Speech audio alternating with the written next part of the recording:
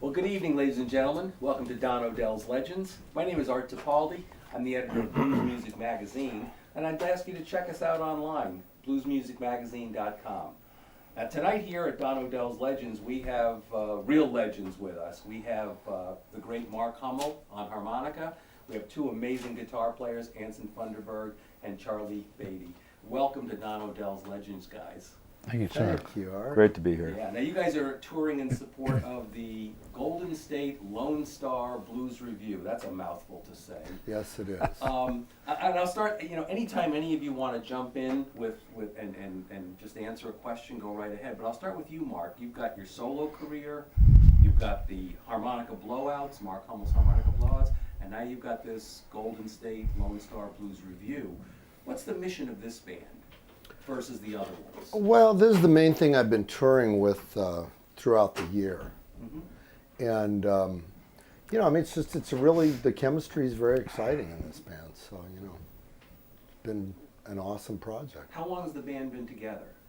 Like 3.5 years. Okay. I know I saw you guys at the Bender in Vegas. And you saw us at Lucerne. And I saw right? you at Lucerne, too. So that was about maybe 3 Novembers ago. That was one of our first. Yeah, that was the very first tour. Yeah. That's 4 years? 4 years. That was 4 years. No. Okay. Was that 4 years? I think Yeah, it was so. 2013. No, it was 2012. Yeah. That was 2012. Yeah, so it's, Yeah. it just time flies when you're having a great time. Yeah. Now, you guys are both successful in your own right.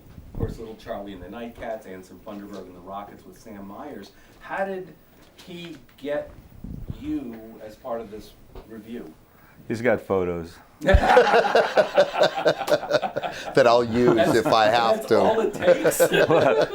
Easier We said have than done. video. He actually promised me a golf game 3 times. And I still haven't Once a delivered. week. Yeah.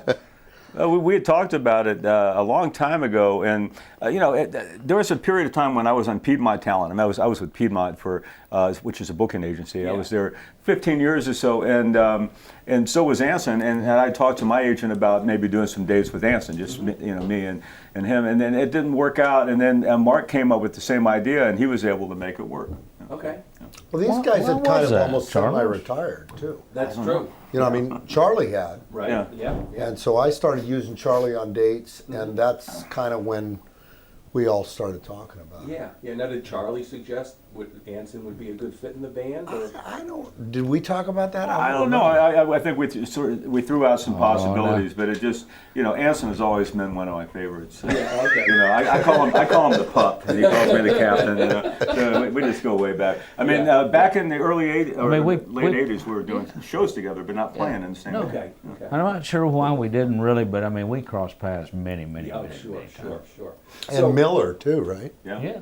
What was it difficult to put a band together with Anson in Texas and you guys in Northern California area? Well, I mean, we basically what happens is I fly Wes and Anson into wherever the first gig. Me and RW drive. Charlie usually flies. Right. And that's kind of how it's kind of crazy, but that's how we start tours. Yeah, that's right. I remember. Unless we do them in California. I remember in Vegas, you were taking guys to the airport. You were Right. on a long drive from Vegas up home. Yeah. Well, I mean, that's just really how bands Yeah. work. I mean, Right, Fabulous exactly. Thunderbirds, they had guys all over the country. Sure. So. Sure. So what's the mission of this band then? What's the mission of the music that you're playing? Well, I mean, it's kind of really everyone just showcasing what they do. I mean, I'm showcasing the harmonica. Charlie's showcasing some jazzier stuff. Anson's showcasing some, Texas, kind of things and Jimmy Reed type things and whatever, whatever we all do, we kind of just bring it all together and do it. Yeah. When you take songs and you take a number of classic songs from the catalog, how do you come up with an arrangement that where the West Coast guitar fits or the jazzier guitar versus Texas? Do you? I think that we just kind of figure out what each one of us plays the best, and it just kind of falls into place. I mean, we plan a little bit, but I mean, it's pretty obvious what each person's role is. Yeah. Honestly, Right. I The mean, songs play themselves, Uh-huh. really. Yeah. And But we're not against clowning around a little bit, trying some different things, and that's what makes us different than a lot of groups, I think, is it's about entertainment too, and it's about selling this music that is not dead. People think that this kind of the old-fashioned blues is dead, but no, it's just that a lot of people have chosen to give it more of a rock edge, and we say no. Let's keep it traditional. Yeah, exactly. How do you function? How do you keep it traditional and not get handcuffed into that? So Because everybody's been playing so damn long, uh-huh. there aren't handcuffs. Okay. Yeah, I mean, that's why I look at it. I don't think Yeah. any of us. Yeah. I don't think any of You us know. even think about that. Yeah, we Yeah, don't. yeah. We just play. Yeah. So you don't let tradition put you in a little box and you have to keep it. We've in been that. doing it too long to Yeah. have that happen. So the thing, Art, is that a tradition doesn't keep you from evolving. A Yeah, lot of the no. great musicians, recorded on maybe a 2-year, 5-year, 10-year period of time. We've been playing for 40, 50 years, and so Wow. we've had a chance to look at all that and take advantage of what they did, and then add our own personality to what we do, Right. and come up with our own sound, and hopefully inspire some young people to continue the journey. Yeah. Well, that's what it's all about is reaching that younger audience and with the fresh take that you guys put on the music, I would think that's gonna attract young ears. What's the audiences like that you're playing for? Are you seeing a younger crowd? Somewhat, but A little bit. Yeah. Not not enough. not as much as we'd Yeah, like. yeah. Just But- the other day, I saw a 65-year-old. That's pretty young. Well, We saw a hopefully- couple of people that weren't in wheelchairs. Yeah. Well, it's a shame because the music is so fresh and so earthy at the same time and so fun. All around the country, there are people that are young guys that are coming to see us, that are trying to get things going. There's a guy in Dallas named Dylan Bishop. Dylan Bishop. Okay. There's guys around Detroit that we see. It's inspiring to see the young guys Yeah. do it. J.P. Soares, yeah. JP Sawyer, I mean, he's in his 40s, but he's still. Yeah. But that younger. guitar player was young. Oh yeah, Steve starts with an L. Yeah. With JP? Yeah. Yeah. That's right. 'Cause Yeah. Last He looked like a or young something. guy. Yeah, that's right. Yeah. Yeah, he's a great guy, and he's. And the other thing is that what we're doing in this group, and what I think younger people are doing, is they're mixing bags a little bit. You can be traditional, but you go at things from a different angle, and Yeah. put them together in your own way, and then that inspires people too. So. Yeah. How do the two guitars work with the band?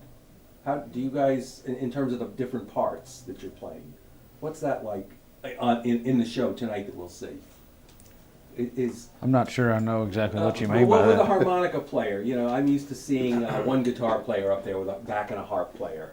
Rod Piazza. But many bands had or the two harp T-Bird. players in the Chicago area. You mean two guitar players? Yeah. All the bands in Chicago had two guitar players. But both Anson and I came from environments where we were the only guitar player in the band, so we learned how to do both parts. So we can flip.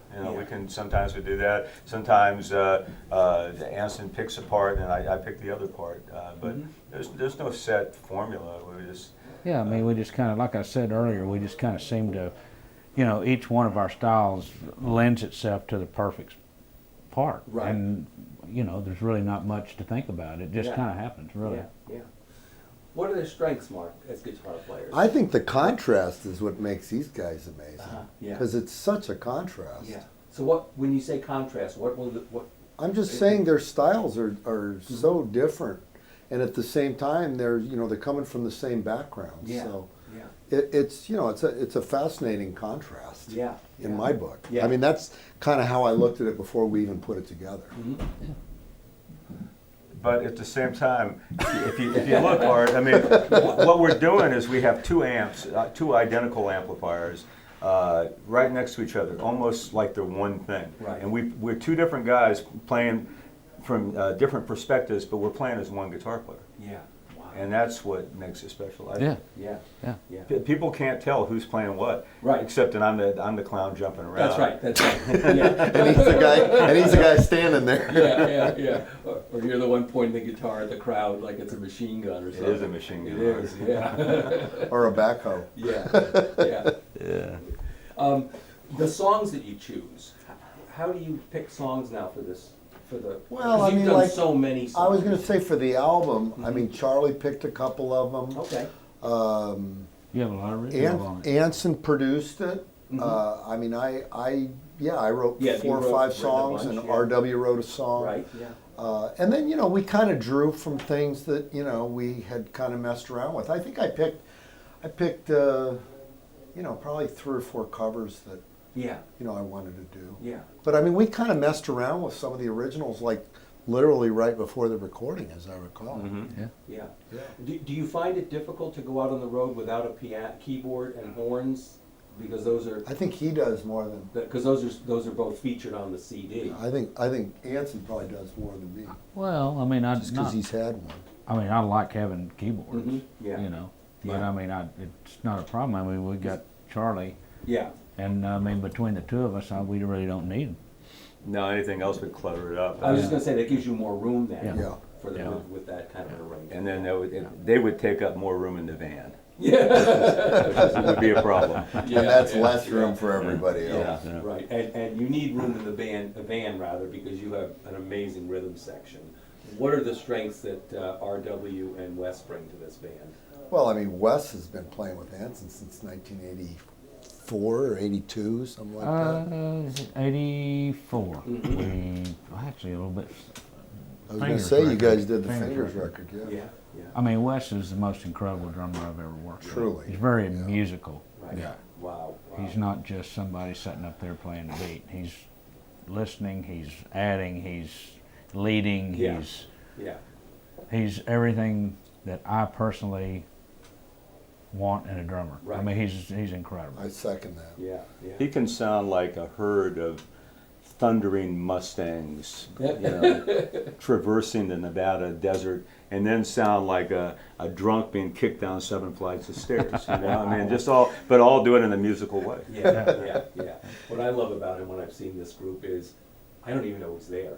And halfway through, I kind of go, there's a drummer back there. Yeah, but then you start watching him, and you hear the can't take little your eyes accents off him. and- Yeah. When you start watching him, he's one of the funnest drummers I've ever Right, watched. right. And He's RW, as a rhythm section. Well, they've been playing together since high school. Oh, wow. Yeah. Wow. They grew up in from Rome, Rome, Georgia together. They also have a real contrast because RW is very quiet and stoic up there, and Wes is like somebody who just got plugged into the wall. If you listen to him, he's grunting and screaming, making all sorts of noises. One time, I almost called the police. I mean, he's just so he's so into the music. He lives the music. Yeah. And people say that, but some people really live music. I mean, Right. their life depends on what they do. Wow.